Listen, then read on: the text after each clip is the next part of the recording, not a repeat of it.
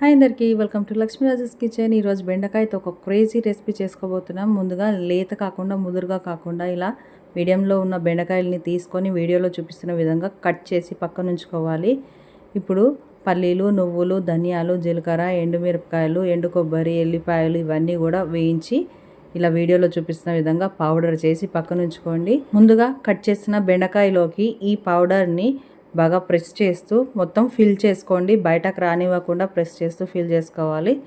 ఇలా రెడీ చేసుకునే బెండకాయల్ని ఒక ప్యాన్ పెట్టుకొని అందులోకి ఆయిల్ వేసేసి ఈ బెండకాయలన్నింటినీ కూడా ఒక్కొక్కటిగా వేసుకొని మూత పెట్టుకొని ఒక 5 మినిట్స్ లో ఫ్లేమ్లో కుక్ చేసుకొని ఇంకొక పక్కకి తిప్పి మళ్ళీ మూత పెట్టేసుకొని ఇవి మంచి కలర్కి వచ్చేంత వరకు ఓ పక్క నుంచి ఓ పక్కకి ఒక 2-3 సార్లు తిప్పుకుంటూ ఇలా పర్ఫెక్ట్గా కుక్ అయ్యేలాగా చేసుకోండి.